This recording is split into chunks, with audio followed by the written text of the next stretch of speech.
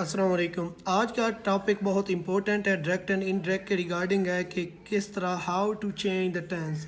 हम टेंस किस तरह चेंज करते हैं डायरेक्ट एंड इनडायरेक्ट में। मैंने कॉलम बना दिए हैं, ये डायरेक्ट है, ये इनडायरेक्ट है। ठीक है, मसलन ये डायरेक्ट में अगर सेंटेंस जो रिपोर्टेड स्पीच है दूसरा हिस्सा है उसमें इज़हार है मारा, तो आपने जो इनडायरेक्ट होगा उसके सेकंड हिस्से में आपने वाज वार लगा देना है। मसलन मैं समझा देता हूँ।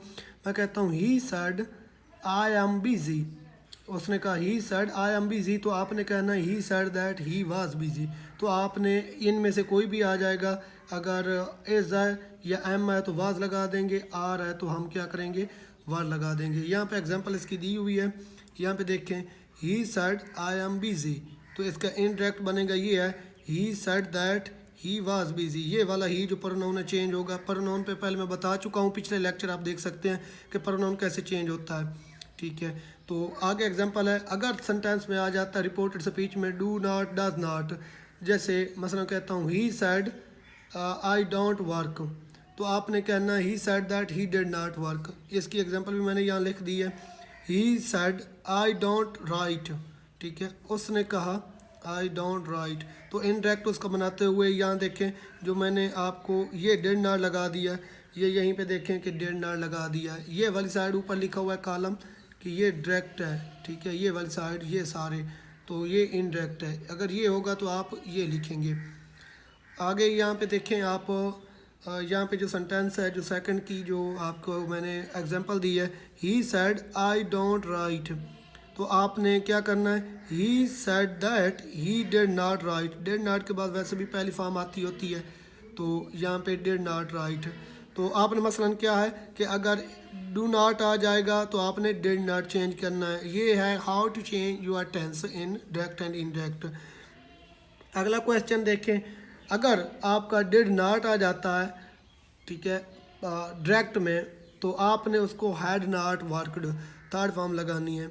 यहाँ पे देखें, यहाँ पे एग्जांपल भी है, यहाँ पे number 3, he said I did not read.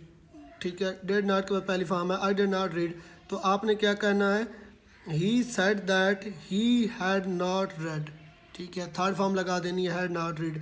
तो ये समझाने का, एग्जांपल देने का ये मकसद था कि आपको अगर ये वाले ऊपर से डायरेक्ट में आएंगे, ये वाली जो है, तो इसके सामने इनडायरेक्ट बनाते हुए आपने ये टेंस चेंज करते जाना है। ये साथ में लिखे हुए हैं।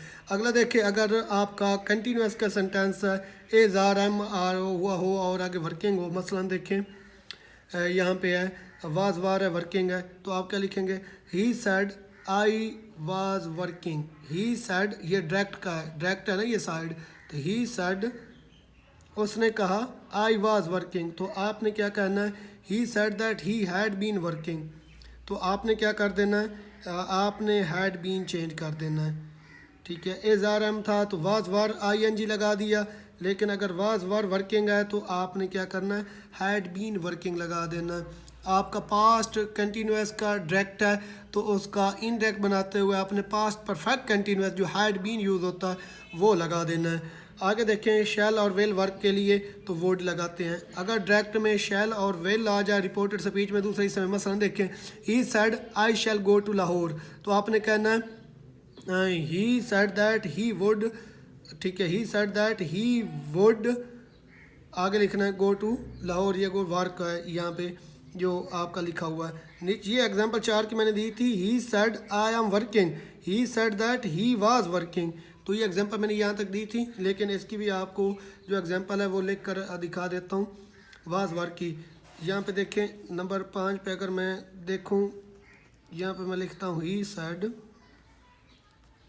ठीक है, ही सेड, आगे देखें,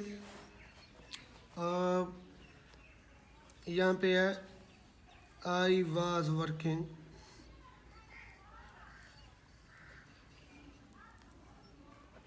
तो आपने क्या लिखना है, ही सेड दैट, जब इनडायरेक्ट बनाएंगे, ही सेड दैट। ठीक है, ही सेड दैट, आगे he had been, had B double N been working, आगे वर्किंग लिख देना यहाँ पे आगे। रजिस्टर ख़त्म हो गया तो सही लिखा नहीं जा रहा।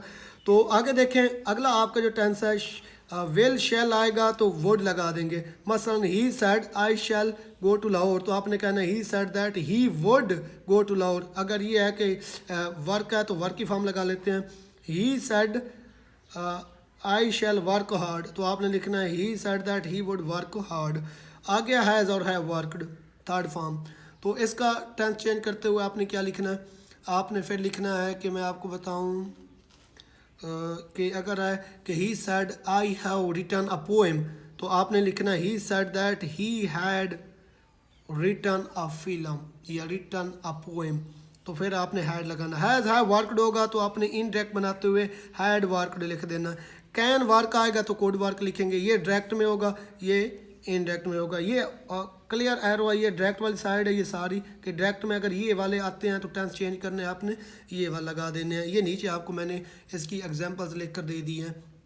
तो पहले आपको मैंने बताया था। अच्छा, साइड को टोल्ड में कैसे चेंज करते हैं, अगर यहाँ पे ऑब्जेक्ट आ जाए he said to me I am busy, तो मैं कहूँगा he told me that he was busy. तो अगर यहाँ पे आ जाता ही सेड टू मी, यहाँ पे टू और मी आ जाता तो फिर हम कहेंगे ही told me that he was busy. ठीक है, तो फिर इस तरह आप सैड को टोल्ड में चेंज करते हैं। जब सैड के बाद अगर रिपोर्टिंग स्पीच में अगर यहाँ पर आगे ऑब्जेक्ट आ जाता मी दैम यू, तो ही टोल्ड टू यू, तो फिर आपने ही सेड टू यू अगर आ जाता है तो यू है तो आपने कहना ही टोल्ड यू दैट, तो आपने वो आगे सैड की जगह पर आपने टोल्ड लगाना। तो आज का लेक्चर इतना ही था।